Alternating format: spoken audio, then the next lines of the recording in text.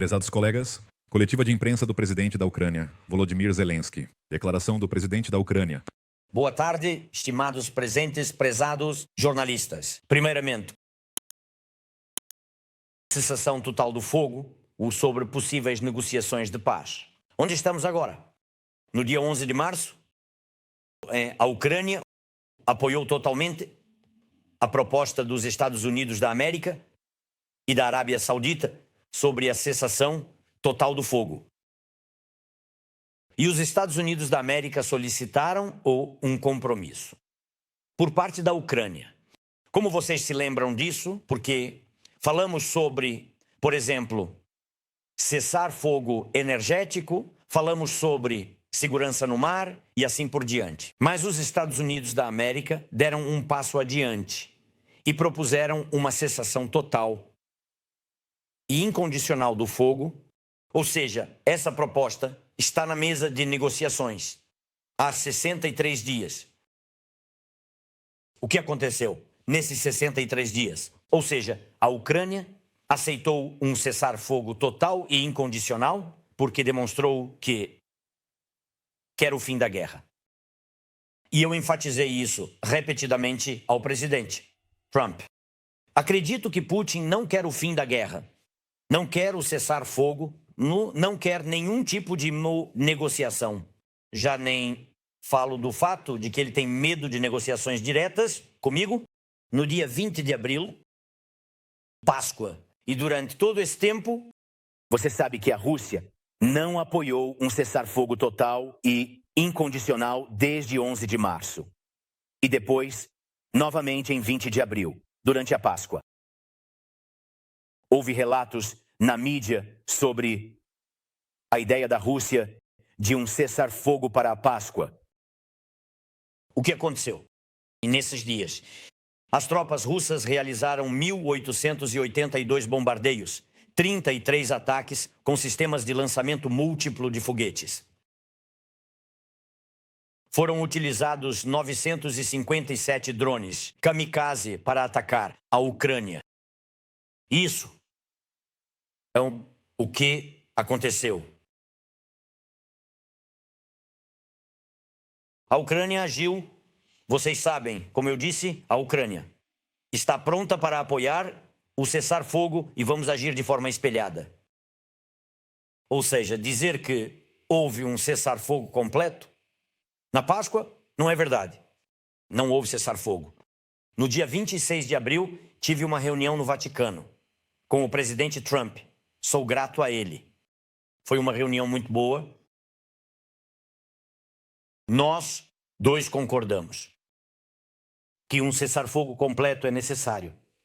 É incondicional.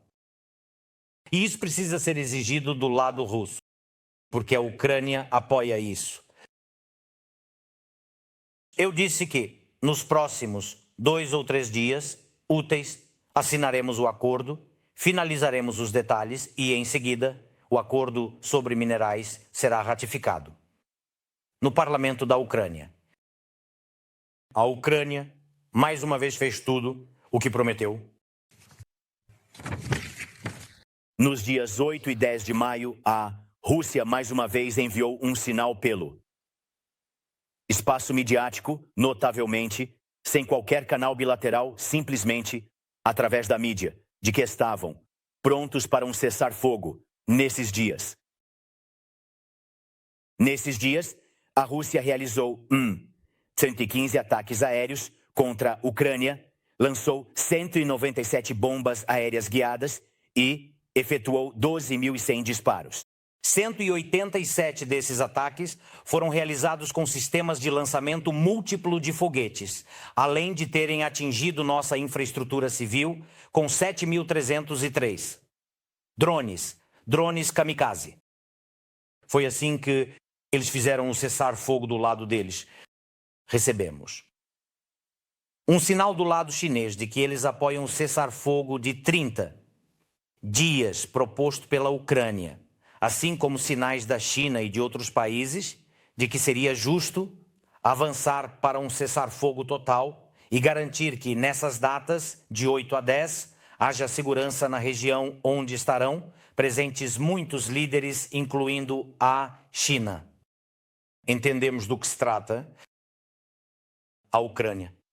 Mais uma vez confirmou com suas ações que sempre cumpre o que promete. Não houve ataques leves, apesar da propaganda russa, no dia 9 de maio, durante o desfile deles. No dia 10, tivemos um encontro com líderes europeus. Todos confirmaram que devemos avançar para, no mínimo, a cessar-fogo de 30 dias. Se a Rússia não apoiar isso, todos os aliados, todos os nossos parceiros imporão sanções severas contra a Rússia. Isso se aplica especialmente aos setores de energia e bancário deles. Recentemente, conversei com a Coalizão Internacional dos Dispostos, composta por 30 países. E sinalizamos que esperamos. Haverá pacotes de sanções rigorosos por parte dos Estados Unidos da América e dos países da Europa, da União Europeia e de outros países que não são membros da UE, mas que são Estados europeus. Como reagiu a Federação Russa ao encontro do dia 10? Nós ouvimos que eles estão prontos, mas novamente não estão prontos para um cessar-fogo incondicional. Eles querem negociações diretas com a Ucrânia sobre o cessar-fogo e outras questões, como encerrar a guerra. Novamente, esperando que a Ucrânia não apoie certos sinais ou não reaja, ou reaja da forma que seja conveniente para a Federação Russa, o presidente Trump reagiu da seguinte maneira. Só gostaria de lembrar a todos vocês. Acho que ambos os líderes devem se reunir e estar lá. Da mesma forma, considero importante negociações diretas com a pessoa de quem depende. Absolutamente tudo na Rússia e, portanto, depende também o fim, não só do fogo, mas também o fim desta guerra mostre que a Rússia iniciou contra nós. E por isso eu disse imediatamente, estarei na Turquia, no dia 15, pronto para me encontrar com Putin. O que é importante, mais um sinal dos Estados Unidos da América, nomeadamente do presidente Trump. Um dizia cessar fogo, né? O outro dizia que não haveria cessar fogo algum. Basta, vão para a reunião. A reunião já está marcada. A reunião será na quinta-feira. Está claro que aquele que está pronto para o cessar-fogo é a Ucrânia, e esse sou eu. O outro que não está disposto a nenhum cessar-fogo é o líder do Kremlin. Está absolutamente claro, porque desde o início, há 63 dias, inclusive, eles não apoiaram o cessar-fogo. Conversei com o presidente Erdogan sobre a nossa reunião. Mais uma vez, quero deixar tudo bem claro. E para que depois não haja nenhuma manipulação desnecessária por parte da Rússia e de seu líder. Conversei com o presidente Erdogan que terei uma reunião com ele na capital da Turquia. É Ankara. Ela acontecerá na quinta-feira, dia 15. Estaremos aguardando o encontro com Putin na Turquia, para que a Rússia não manipule as cidades, não? E não diga que Putin não está pronto para ir a Ankara, mas só está disposto a ir para Istambul. Quero dizer desde já que, se Putin vier para Istambul e não para a capital. Eu transmiti o sinal ao presidente Erdogan. E o lado turco está pronto para que eu e o presidente Erdogan voemos para Istambul. Se Putin realmente estiver disposto, não só na mídia, mas também na vida real, a se encontrar. E então, ao nível dos líderes, faremos tudo para chegar a um acordo sobre o cessar-fogo, porque é com ele que eu devo negociar o cessar-fogo, pois só ele pode decidir. Isso, nós convidamos o presidente Trump para se juntar a nós.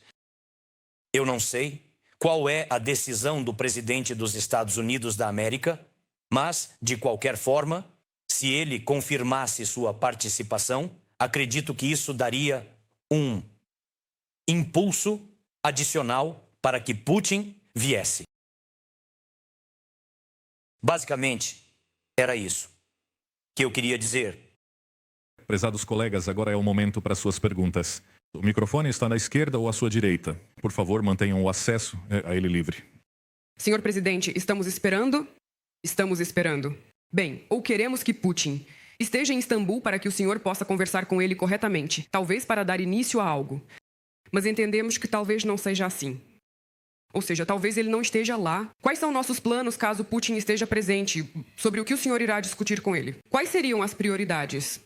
A equipe de negociação da Ucrânia está pronta para que possamos iniciar as conversas com eles lá? Não as suas negociações com Putin, mas o grupo de negociação da Rússia com o grupo de negociação da Ucrânia. Ou nós nem consideramos essa opção e apenas pensamos nas suas negociações diretas com Putin? Obrigado. Eu considero, em qualquer caso, o resultado. O resultado número 1 é o cessar-fogo incondicional. O cessar-fogo incondicional para hoje. E de acordo com a experiência de todos esses dias, meses, nenhuma pessoa do lado da Rússia, exceto Putin, pode garantir o cessar-fogo.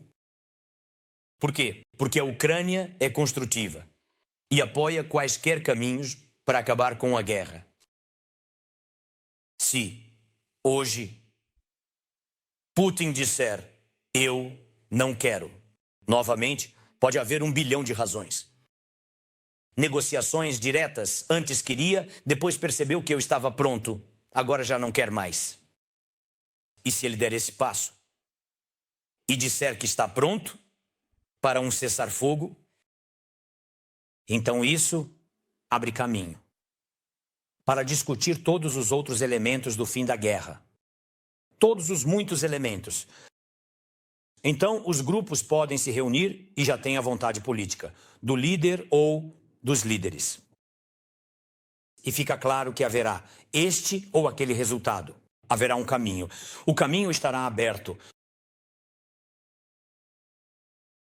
Se ele tem medo de simplesmente se encontrar comigo assim, sempre há... Cessar-fogo, depois outras negociações. Acho que, em qualquer diálogo, devemos ir direto ao principal. Nenhum dos dois lados ficará totalmente satisfeito com o diálogo. Por isso, podemos alcançar um resultado, que é muito mais importante do que qualquer emoção. O resultado é o fim da guerra. O primeiro passo é o cessar-fogo.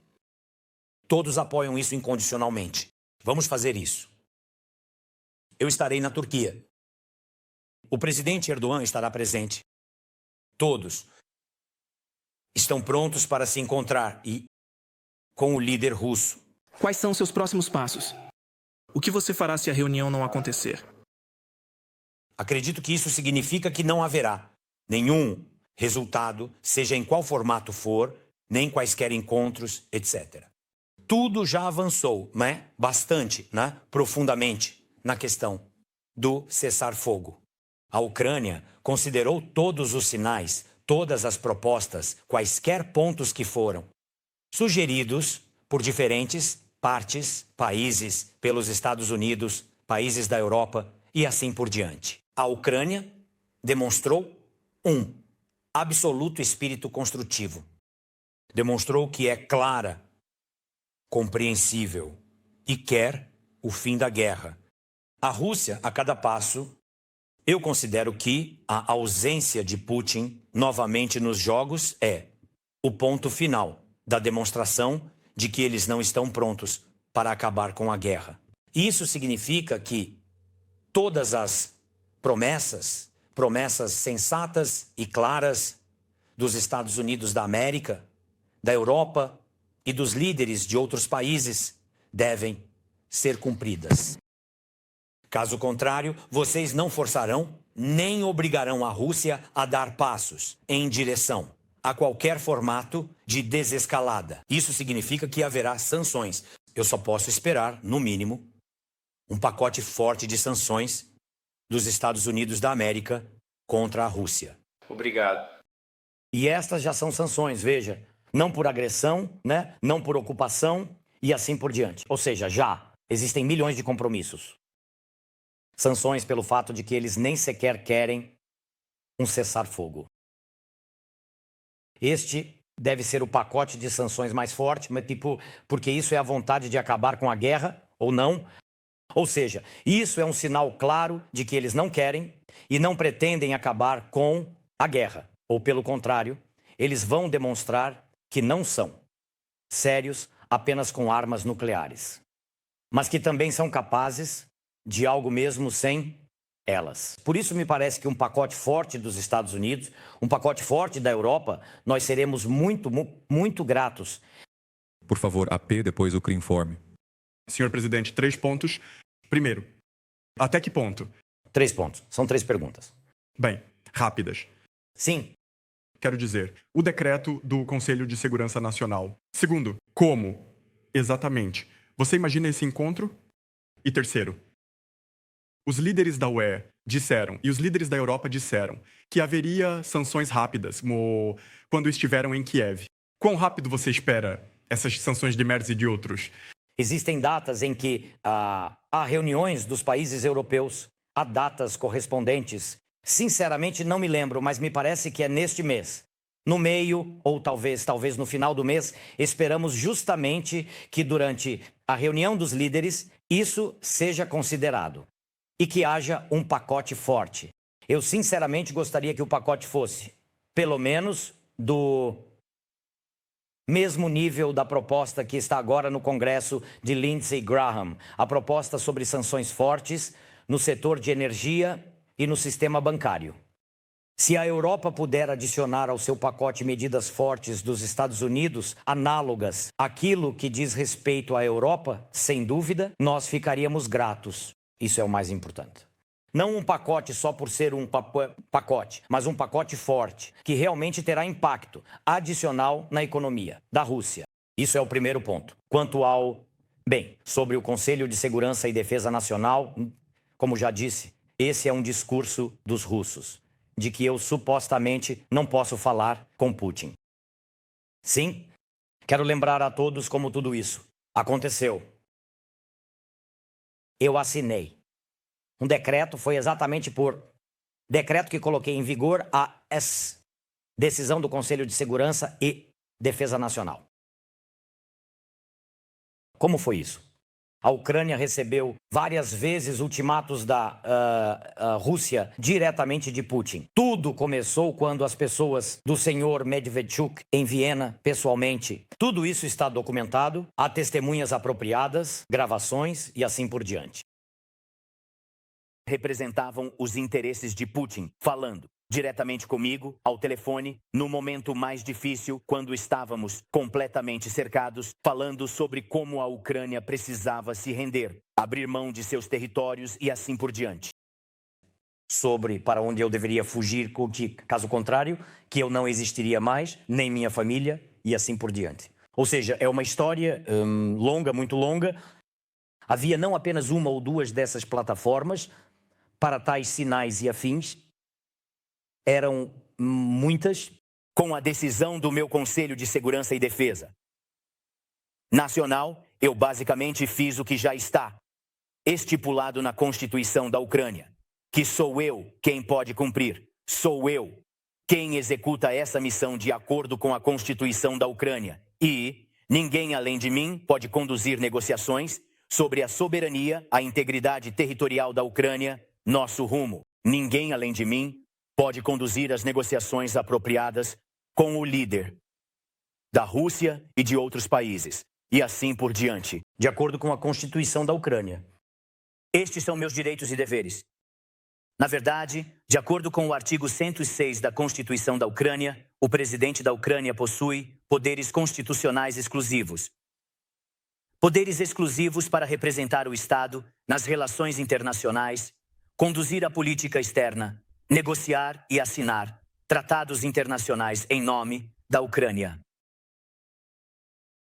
E a Constituição é a Constituição da Ucrânia. Ela se aplica, aliás, a qualquer ato normativo, a qualquer decreto. A Constituição da Ucrânia, como lei. Por isso, que representa os interesses do nosso Estado e para que esse tipo de separatismo não ocorra, ótimo. Nós implementamos a decisão do Conselho de Segurança e Defesa Nacional e para que pessoas como Navinsky e Medvedchuk, e eu nem quero mencionar quem mais, 2 de outros órgãos estavam fazendo tudo isso. E por tudo isso, eles ainda terão que responder algum dia. Eu implementei, por minha decisão ou por meu decreto, a decisão do Conselho de Segurança e Defesa Nacional. Portanto, a narrativa de Putin de que eu deveria cancelar algo por lá é uma narrativa exclusivamente da Federação Russa. Eu não posso. E não proibi nada para mim mesmo. Havia ainda uma terceira pergunta. Sim, bem, como exatamente você... A quarta, Sim. não sei. Compreendo perfeitamente do que você está falando. A verdade está do nosso lado, mas acredito que precisamos dar o primeiro passo. O primeiro passo em nome das pessoas. E agora o mundo inteiro apoia isso.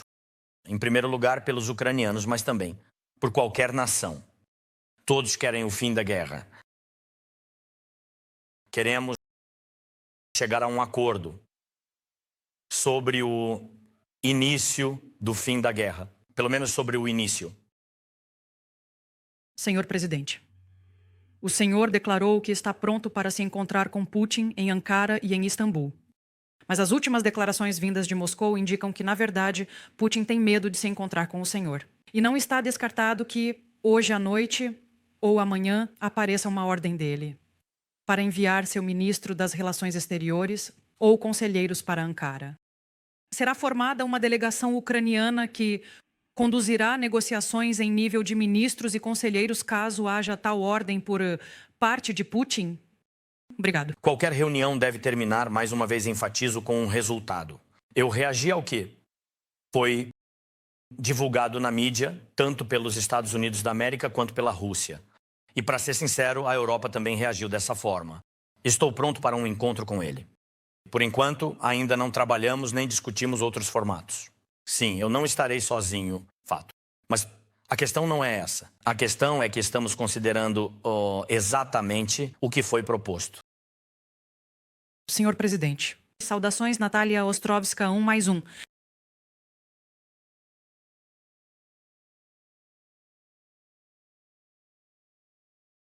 E a segunda pergunta. Trump declarou a intenção de voar para a Turquia. Sabemos que ele não faz esse tipo de declaração sem motivo. Existe a possibilidade de algum documento ou acordo ser assinado em Ankara ou Istambul? Por enquanto, isso não me é conhecido. Isso não está sendo discutido. Quanto à assinatura de qualquer documento, por enquanto não se sabe. De qualquer forma, quando há encontros apropriados, sempre há. Bem, algum tipo de declaração que, em princípio... Bem, eu acho que ele acontece de maneiras diferentes. Esta semana, Trump confirmou sua visita à Turquia. Olha, eu não sei. Eu não tenho informação de que Trump virá à Turquia. Nós, com você, não acho que eu saiba muito mais do que você. Por você, desculpe. Bem, há alguns sinais e tal, mas até agora não temos confirmação de que ele virá. Próximo, por favor. E sobre as tentativas de congelar o fornecimento de armas americanas? Nós não discutimos isso. Não discutimos isso. Com o presidente Trump, tivemos um congelamento. Você se lembra quando? Sim, foi antes disso. Como confirmamos o cessar-fogo incondicional, depois houve o descongelamento. Tudo ainda funciona assim até hoje. Obrigado. Obrigado. Senhor presidente, saudações. Canal 24, Ina na Boca? Diga, por favor, o senhor pessoalmente acredita que se houver um cessar-fogo de 30 dias, e se Putin concordar com ele, isso não se tornará mais um presente para ele, permitindo que se reagrupe e se prepare para uma campanha ofensiva no verão? Isso preocupa nossos militares. Eu entendo, acredito que esse período não será suficiente para que ninguém recupere totalmente suas forças. Em outras palavras, um cessar-fogo de 30 dias trata-se mais de desescalada e da possibilidade de abrir um diálogo. É exatamente sobre isso que estamos falando. Por isso é que tanto os Estados Unidos quanto a Europa reagem dessa forma. Quando a Rússia, por exemplo, diz que quer que nesse momento não haja entregas e assim por diante. As entregas não funcionam assim. Isso não vai ajudar ninguém. E isso também não vai ajudar os russos. Não se trata disso. Essa condição, de novo, é morta, não tem estrutura, não significa nada. Só pessoas que não entendem como funcionam as entregas de armas podem falar sobre isso. E é isso. E quanto à ideia de que, por exemplo, esta ou aquela arma não vai cruzar nossa fronteira, isso também não vai funcionar, porque o que precisamos já está em nossos depósitos. Você tentou entrar em contato com o presidente Trump desde que esse sábado? E, em segundo lugar, se essa reunião realmente acontecer e não resultar em um cessar-fogo imediato de 30 dias, você consideraria isso um fracasso? A pergunta foi se eu tive contato com o presidente Trump, se conversamos depois de sábado, quando falamos com os líderes europeus. Não conversamos diretamente. Não houve conversas diretas. Mas no nível de Kellogg, Rubio, Witkoff e outros, nesses níveis, temos parceiros do nosso lado. Sim. Essas são comunicações diárias. E até várias vezes ao dia, acredito que teremos ainda mais comunicação nos próximos dias. Não sei se teremos comunicação com o presidente Trump. Acho que sim. Mas acho que agora ele já está na Arábia Saudita, certo? E não sei. Isso depende da agenda dele, porque eu estou aqui. E a segunda parte, sobre o que era a pergunta? Se a reunião não levar a um cessar-fogo, é possível. Você consideraria isso um fracasso? Claro. Isso significaria que a Rússia não está pronta para a diplomacia. Isso depende apenas de um lado, da Rússia. Se Putin não vier, ou se o cessar-fogo não for apoiado pelos russos, por Putin, especificamente por ele. Então, só há uma conclusão. A Rússia não está pronta para nenhuma negociação. Não há tempo para brincar de jogos em nível técnico. Isso só pode significar uma coisa. É exatamente isso que precisamos ser. Mais fortes, mais unidos. E hoje vejo apenas uma opção: sanções. Claro, se eu tiver uma conversa com o presidente Trump, claro, então não serão apenas sanções. E precisamos de um pouco, de tempo para que as sanções finalmente tenham efeito. E é por isso que, desta vez, quero obter o apoio do Ministério da Defesa. E suas decisões pessoais devem apoiar a Ucrânia. Graças a todas as ferramentas de que precisamos para nos defender e permanecer fortes. Obrigado. Obrigado. Senhor Presidente, ontem, a França e a Alemanha, que fazem parte da coalizão dos dispostos, Bodny e Ciro, deram à Rússia até a meia-noite para cessar o fogo, caso contrário serão impostas sanções. Naquela mesma noite, Moscou atacou a Ucrânia com drones. Quais são os próximos passos? E haverá conversas hoje com esses líderes para discutir esses próximos passos? Gostaria muito que todos realmente entendessem, de forma clara, exatamente como é, neste momento, a posição da Ucrânia. Ela não é apenas clara e verdadeira. Se esta noite houve 10 ataques de drones, 10, não 100, não 200, foram 10 ataques de drones, então quero dizer foram 10. Isso é uma diminuição. Isso não significa que haja um cessar-fogo, mas pode significar alguma coisa. Eu não sei o quê. É difícil para mim dizer.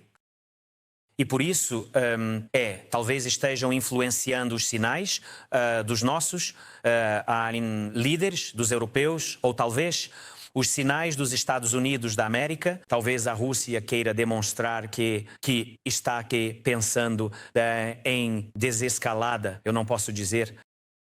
Eu não confio nos russos, mas não quero impossibilitar quaisquer próximos passos em relação à desescalada. E por isso foi exatamente assim. Você vai conversar hoje com os líderes da França e da Alemanha sobre os próximos passos? Hoje não. Ontem tivemos contatos ao nível dos ministros das relações exteriores. Portanto, estamos tendo essas conversas.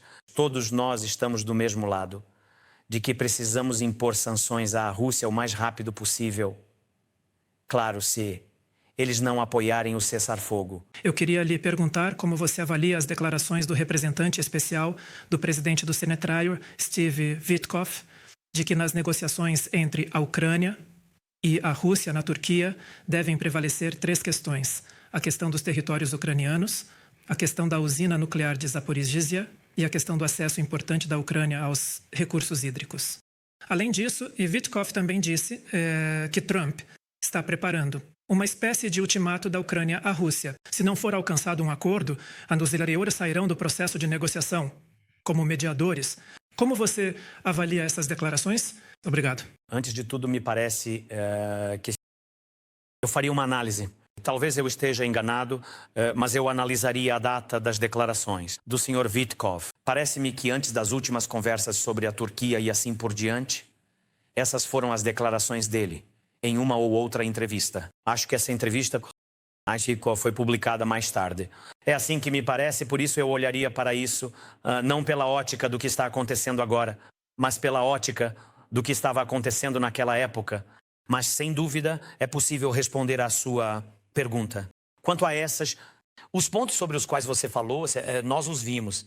O que eu lhe disse foram sinais correspondentes dos Estados Unidos da América quando houve encontros. Me parece ainda em Londres. Em Londres ou na França, quando os Estados Unidos davam esses sinais, para mim, eles eram claros. Eu vi esses sinais. Muitas vezes, em diferentes formatos, tanto que de serviços de inteligência, quanto de vários negociadores desse processo. Acho que, antes de tudo, esses são sinais para a Rússia, na minha opinião, ideologicamente, isso se parece muito com eles. No que diz respeito à usina de Zaporizhzhia, ao acesso à água e assim por diante. Ou seja, é assim que me parece. Como se fosse aceitar algum tipo de compromisso. Mas, na verdade, não aceitar compromisso nenhum. Por quê? Porque, como já destaquei, a usina, hoje, é um objeto muito complexo. A usina de Zaporizhzhia, só o lado ucraniano pode trabalhar com ela. Nós dissemos que se os Estados Unidos estiverem interessados é preciso investir nessa usina, porque não é possível colocá-la em funcionamento assim, do nada. Especialistas, nossos analistas, me disseram que consideramos isso, no mínimo, 2 anos e meio. Isso é o mínimo. Sim, e só então ela começará a funcionar. E quanto dinheiro será necessário investir para que ela funcione? Por enquanto, ninguém sabe, mas a usina é nossa. Então, obviamente, queremos recuperá-la. Sem a nossa participação, ela não vai funcionar para mais ninguém. Sem a nossa equipe, sem o nosso suporte, para o funcionamento dessa usina é impossível. Por isso, acredito que essas propostas de nos devolverem a usina... Eu perguntei, e depois o que acontece? E o acesso à água? E a cidade de Energodar? Onde estão essas pessoas? Quais trabalhadores vão morar lá? E por diante, são muitas perguntas. Sem água, não vai existir. E também foi levantada a questão da barragem, entre outras coisas. Ou seja, por enquanto isso parece apenas... foram apenas propostas ainda. É cedo para falar sobre isso.